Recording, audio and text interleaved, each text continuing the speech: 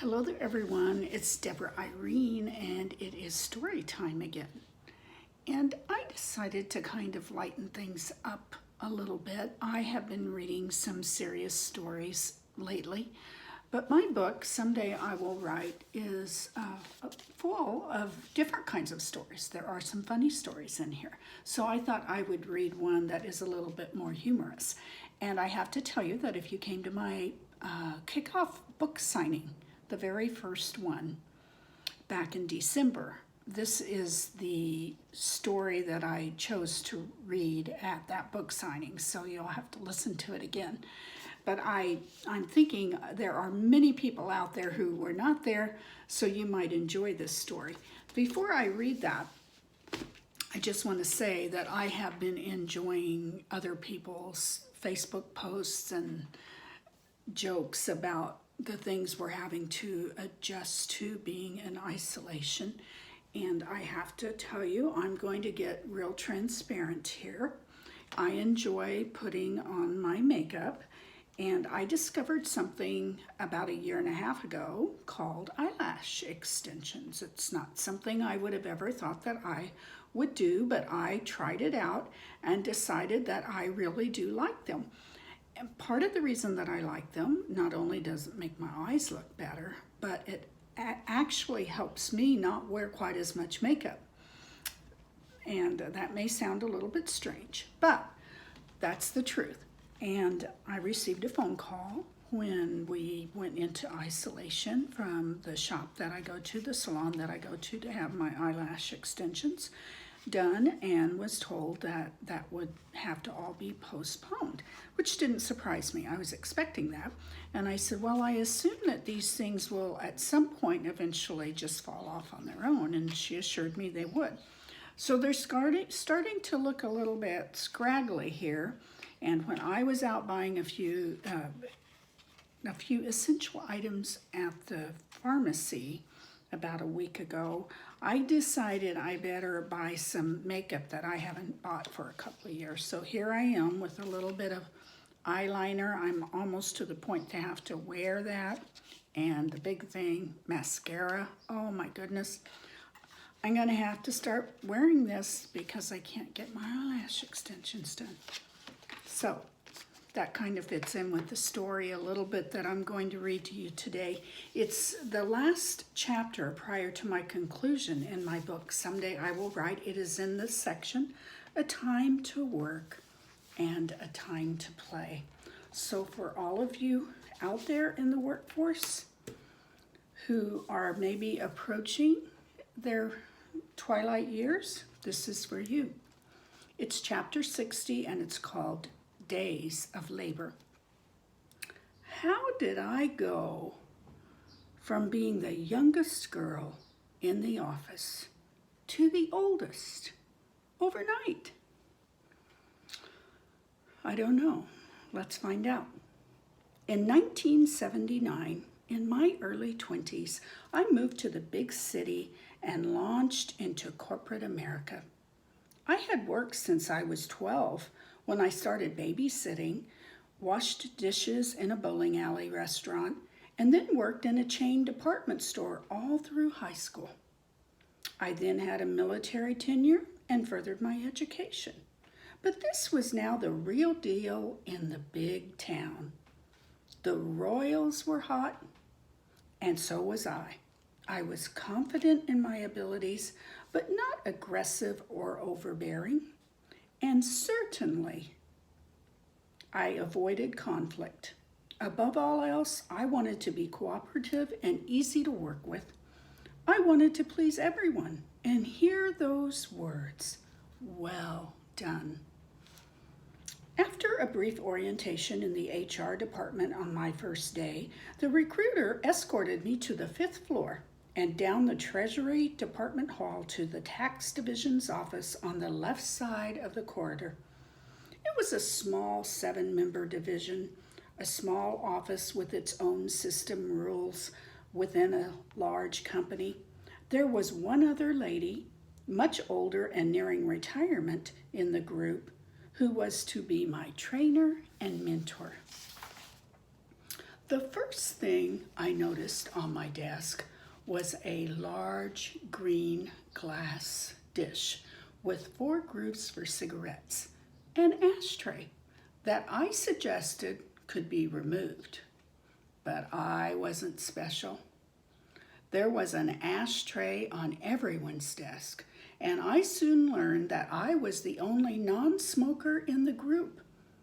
Marie said that although I didn't smoke, the ashtray was needed for others as they interacted with me. Boy, did I find this to be true. As the ashes grew at the end of her cigarette and eventually fell like a slinky, toppling end over end and onto my desktop.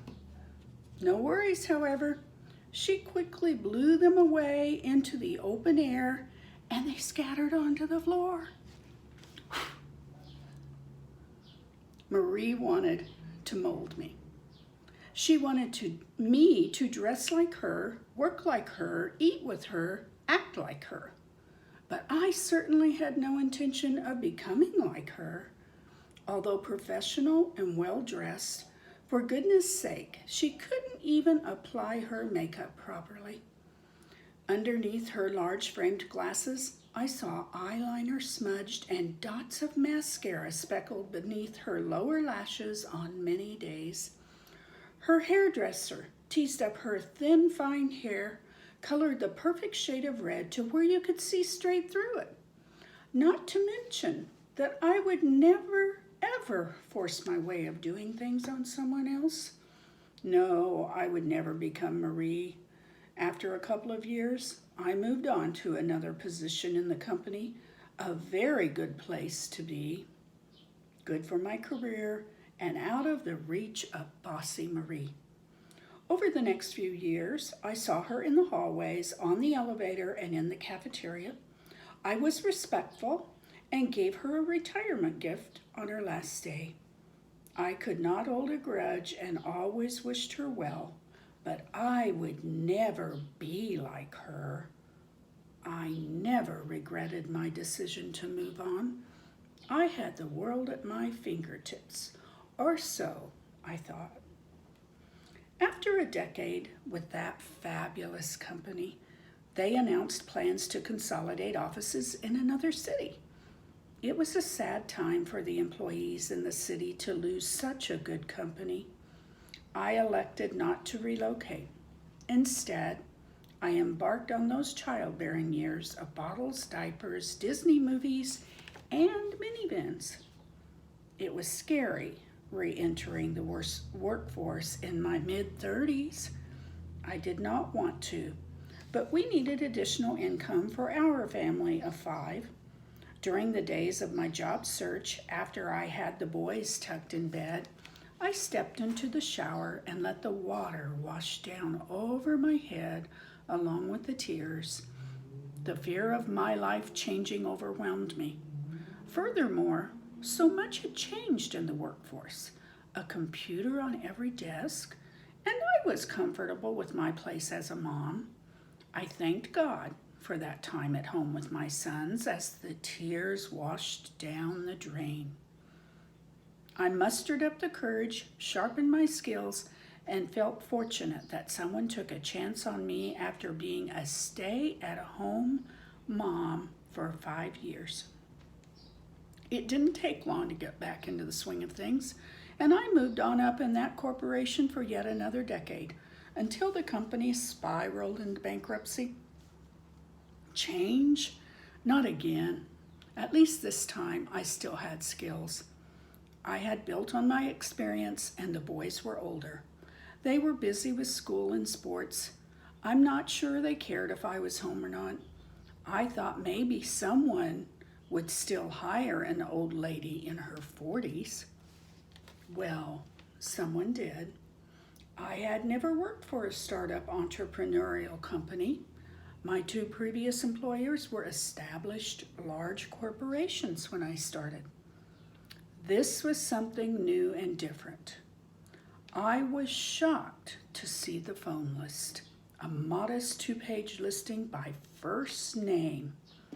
But I endured that worthless feeling the first 6 months and settled into my third corporate career in as many decades. I felt like I helped build the company.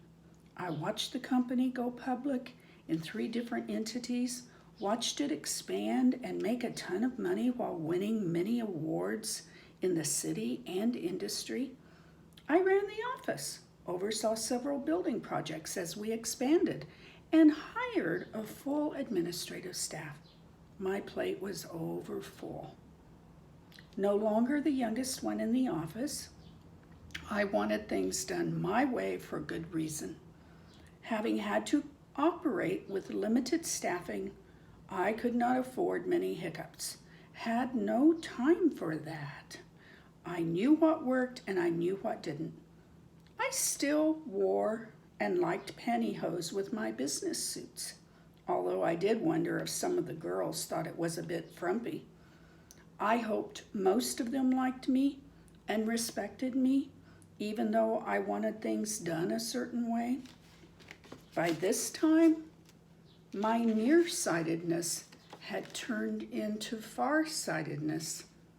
I didn't want to admit that I needed bifocals, but I did. Thank God for blended lenses. I resorted to a 5 times makeup mirror to apply my eyeliner to those lids that were folding down closer to my eyes. I cut my long locks to give myself a free facelift. I used various products to give my fine short strands some texture to raise up off my scalp, and hoped the scalp wasn't visible. One morning, after much work on that short stuff, I reached for the hairspray to hold it all in place, and after spraying generously, realized I had the styling mousse instead. Oh my goodness, all that work down the drain. Then reality kicked in. The thing I feared the most had come upon me. I had turned into Marie. In my mid-50s, I learned what entrepreneurs do. They build businesses and they sell them. The company I watched grow and helped build merged with another. And after yet another decade with another company, another change was about to take place. But this time it was different. I felt what many do as they approach the twilight of their career. I was a bit tired. I didn't want to be grouchy and wondered exactly how many years I had left. I watched a coworker at 64 desperately trying to make it to 65 in order to retire succumb to the strangest thing to attack a body I had ever heard of. She didn't make it. I thought of my dad, who died when he was only 67. I wanted time to write more, to bring those other book projects in my head from a dream or an idea into reality. I didn't want to crack the whip any longer and climb the ladder. But I wasn't yet 60. How can this be?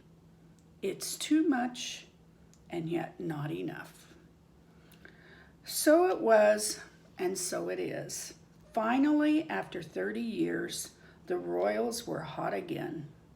But what about me? I moved on to one last position with the founder of the entrepreneurial company and realized that many covet my seat. I am thankful. I hope that someone sees the wisdom beneath the folds in my eyelids. I still want to please. I remember Marie and realize that she genuinely wanted to help me. And I hope that those writing dreams survive until the stories are told. So it is here that I abide a little bit longer as life continues on. You know, I'll tell you that this piece I wrote on Labor Day 2015, and as I was just now reading this to you, I realized that maybe many of you out there need some hope about what's going to happen with your job. You know, I just want to encourage you to just trust and believe and stay attuned to things. And as you can tell from the story that I read, it was funny to me. It's funny looking back and remembering those times, but when I was in the middle of each one of those situations, I had 3 companies leave me. Something else did come up. Something else did come up. Like I keep saying, there's always hope. And so stay encouraged. I hope you enjoyed story time today. It's Deborah Irene, and be encouraged. Keep your faith and your hope up, and take care.